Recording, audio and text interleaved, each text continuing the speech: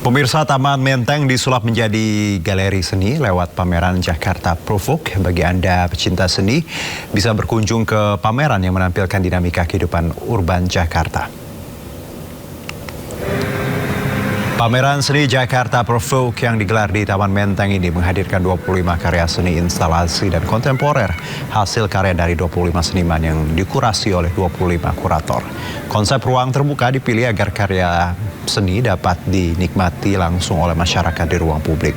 Sebelumnya, pameran Jakarta Provoke dibuka oleh Wagub Jakarta Rano Karno pada 17 Juli 2026. Bagi Anda yang ingin datang, pameran Jakarta Provoke digelar hingga 26 Juli 2026 dan gratis.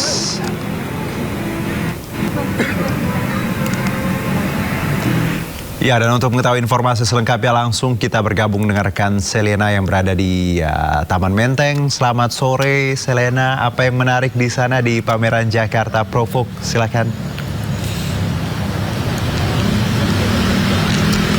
Ya, Juno dan juga pemirsa dapat informasikan bahwa biasanya kita menikmati karya seni itu di ruang tertutup atau di galeri-galeri, begitu Juno dan juga pemirsa. Nah, kali ini ada yang berbeda. Pasalnya Jakarta Provoke 2026 ini hadir di ruang terbuka hijau. Salah satunya adalah di Taman Menteng Jakarta Pusat yang dimulai dari 17 Juli kemarin hingga nanti 26 Juli 2026. Dan contohnya ada di belakang saya, ini adalah karya seni dari Yuke Ardiati yang bertemakan rumah cantik. Rumah cantik ini juga mempunyai filosofi tersendiri, yaitu adalah sebuah rumah yang diisi dari berbagai anggota keluarga yang tentunya mempunyai mimpi yang berbeda-beda. Jadi setiap instalasi yang ada di Taman Menteng pada hari ini memang mempunyai nilai-nilai tersendiri. Kemudian dapat diinformasikan juga untuk dari instalasi ini kira-kira berjumlah 25 karya seni dari seniman lokal yang mayoritas berdomisili dari Jakarta. Begitu Juno dan juga pemirsa. Dan dapat disaksikan juga bahwa banyak masyarakat yang datang untuk berfoto-foto dan juga menikmati waktu bersantai sore untuk menikmati minggu yang sangat cerah hari ini. Demikian Juno, kembali ke Anda di studio. Iya, terima kasih Selena. Jadi untuk ini alternatif lah ya, kalau yang ada di pusat, di Menteng gitu bisa main ke sana tadi. Terima kasih Selena, selamat bertugas kembali. Menteri Keuangan Republik Indonesia Purbaya Yudi Sadewa optimis Koperasi Desa Kelurahan Merah Putih akan meraup keuntungan. Ya, Purbaya ungkap dalam rapat kabinet sudah diputuskan bahwa ke depan seluruh barang bersubsidi akan dijual melalui jaringan Koperasi Desa Merah Putih. Menurut Purbaya, dari nilai operasional sudah pasti untung. Sebelumnya Presiden Prabowo sampaikan bahwa barang subsidi harus disalurkan melalui Kopdes Merah Putih supaya benar-benar tepat sasaran. Prabowo juga sampaikan nantinya Koperasi Desa Merah Putih akan dikembangkan jadi pusat pelayanan ekonomi desa yang terintegrasi, di mana di dalamnya akan tersedia kantor koperasi, toko sembako, layanan simpan pinjam, hingga apotek desa. Kemarin diputuskan di rapat kabinet bahwa semua barang-barang yang bersubsidi akan disalurkan lewat Koperasi Desa Merah Putih dan tidak diperjualbelikan di luar itu. Jadi harusnya dari situ aja Koperasi Desa Merah Putih sudah pasti untung. Asal nggak itu ya.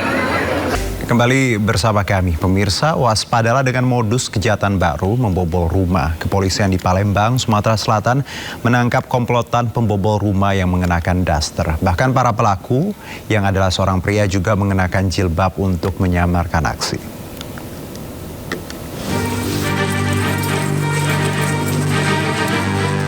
Polisi berhasil menangkap dua pelaku bobol rumah yang menyamar sebagai emak-emak saat membobol rumah tetangganya sendiri. Agar tidak dikenali warga, keduanya nekat memakai masker, daster hingga jilbab layaknya seorang perempuan. Bahkan para pelaku yang membawa linggis berhasil mengambil barang berharga serta uang mencapai 50 juta rupiah dari rumah yang tengah ditinggal pergi pemiliknya. Kedua pelaku menyamar mengenakan busana wanita saat beraksi. Pelaku merusak jendela rumah korban menggunakan linggis. Pelaku juga merupakan residivis dalam kasus sama pencurian dengan pemberatan. Mereka datang ke lokasi TKP dengan menggunakan pakaian busana wanita, menyamar jadi perempuan. Jadi dengan menggunakan linggis mereka membongkar jendela, masuk melalui jendela. Mereka ini juga sebelumnya sudah pernah dilakukan penahanan ataupun putusan pengadilan berkaitan dengan kasus yang sama, pencurian dengan pemberatan. Akibat perbuatannya, kedua pelaku mendekam dalam sel tahanan Mapolsek Sako, Palembang. Keduanya terancam hukuman 9 tahun penjara. Dari Palembang, Sumatera Selatan, Firdaus, iNews melaporkan. Seorang nenek berusia 90 tahun diperkosa pemuda 30 tahun di Grobogan, Jawa Tengah. Korban sempat melawan namun kalah tenaga.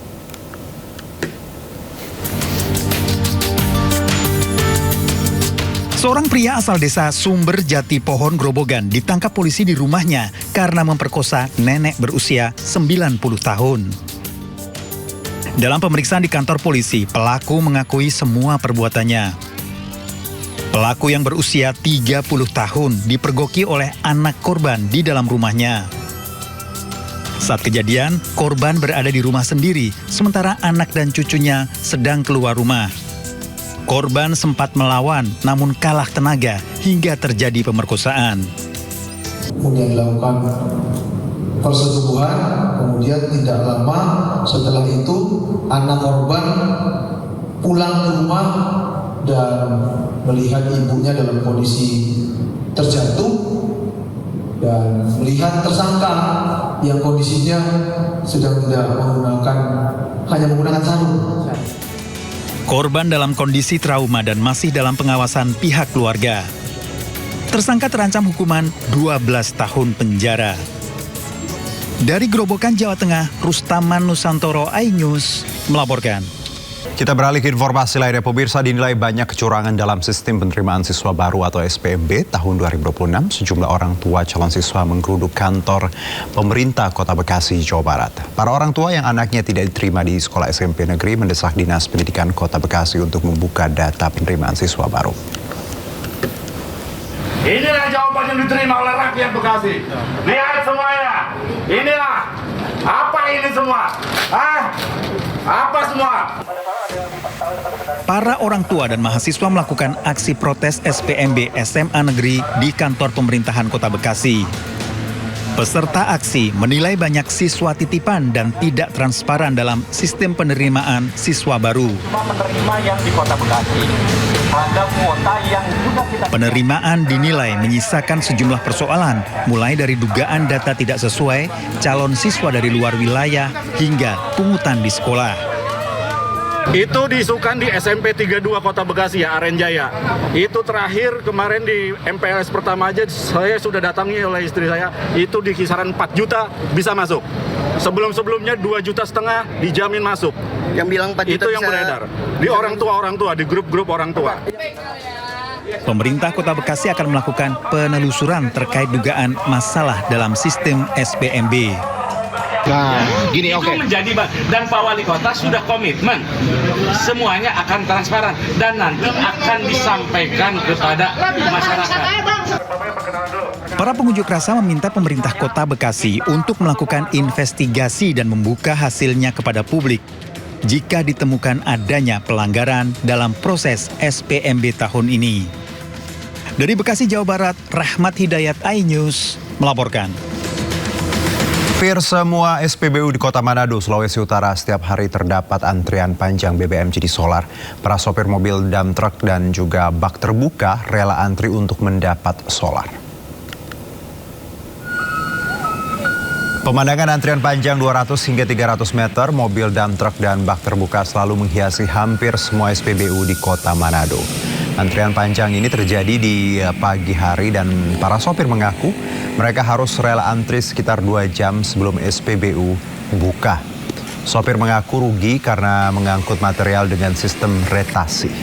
Para sopir menduga antrian ini terjadi karena adanya mobil mafia solar yang sering bolak-balik mengisi BBM. Sementara pihak SPBU membantah antrian ini disebabkan mafia solar.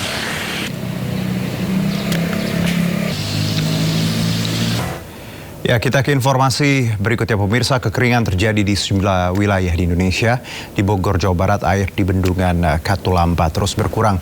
Bahkan saat ini ketinggiannya di bawah 0 cm. Sementara di Subang, Jawa Barat, sejumlah sawah alami kekeringan dan terancam gagal panen.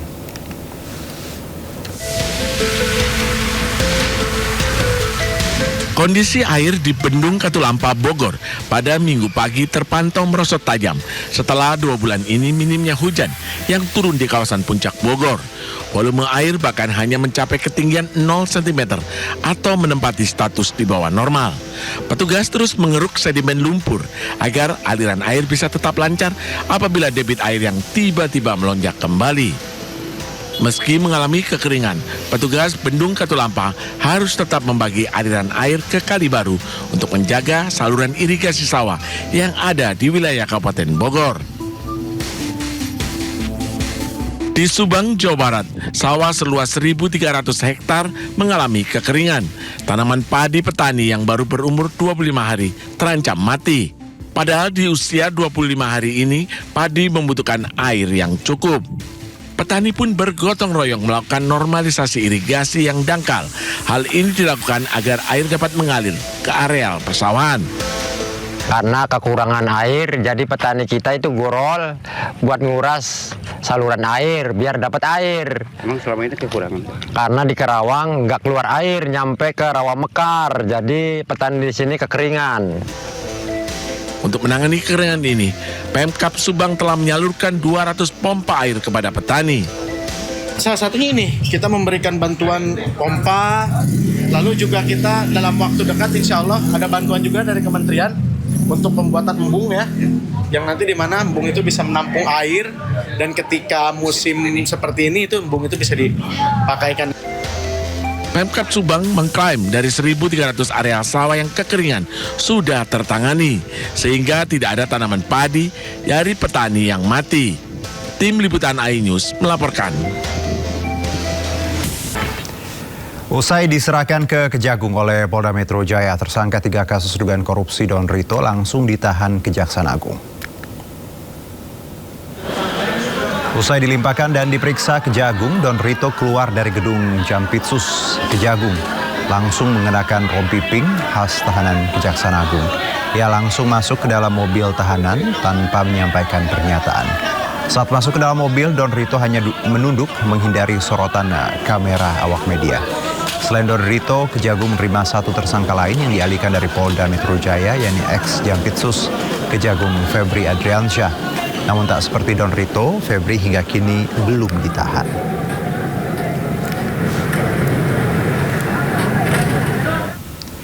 Kuasa hukum Don Rito, Handika Hanggowongso, kaget kliennya langsung ditahan Kejagung pasca pelimpahan berkas dan bukti dari Polri. Handika keberatan Don Rito ditahan Kejagung karena adanya fakta-fakta yang dianggap fiktif saat berita acara pemeriksaan. Serah terima, kami ikuti dengan seksama. Alhamdulillah berjalan lancar. Namun yang membuat kami shock, klien kami, Pak Idon, langsung ditahan di rutan C7 Kejaksaan Agung RI atas dasar sangkaan yang sama dengan apa yang disangkakan oleh pihak Polda Metro Jaya, yaitu terkait perkara Samintan. Itu poinnya. Klien kami tidak ada hubungan dengan namanya Ferry Boboho. Ya. Bahwa keterangan dia yang menyatakan menyerahkan 5 juta dolar Singapura kepada saksi Norman itu fakta yang fiktif. Dibantah sama Norman dalam BAP waktu diperiksa di Kortas. Kedua, semua saksi money changer juga sudah diambil keterangan. Semua menyatakan tidak ada penerimaan 5 juta US dollar. Ya, sebelumnya tim penyidik gabungan Kops Pemberantasan Tindak Pidana Korupsi Polri dan Polda Metro Jaya serahkan tersangka 3 kasus korupsi Don Rito beserta barang bukti ke Kejaksaan Agung Jumat siang. Penyerahan tersangka dan barang bukti mendapat pengawalan ketat dari aparat kepolisian.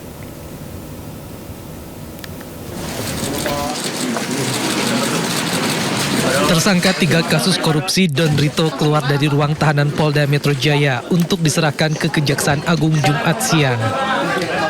Don Rito yang mengenakan rompi tahanan hanya menunduk saat dikawal petugas menuju mobil tahanan.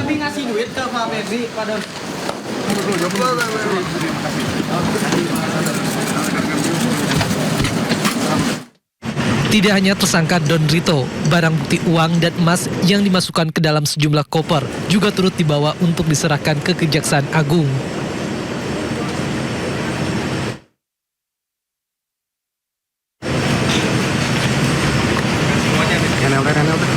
Kemudian kendaraan yang membawa tersangka Don Rito berserta barang bukti dikawal ketat menuju gedung Kejaksaan Agung Jakarta Selatan.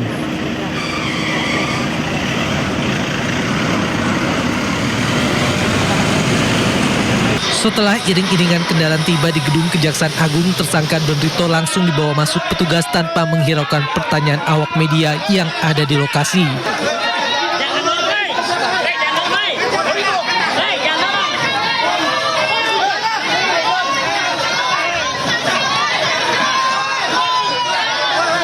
Selain itu, koper-koper yang berisi barang bukti uang dan emas juga dibawa masuk. Total ada sekitar 10 koper dan 1 brankas yang diserahkan ke Kejaksaan Agung. Kasus yang menjerat Don Rito berkaitan dengan dugaan korupsi dan TPPU di sejumlah perkara besar, termasuk sektor batubara, PT Asabri, dan PT Krakatau Steel. Dari Jakarta, Tim Liputan iNews melaporkan.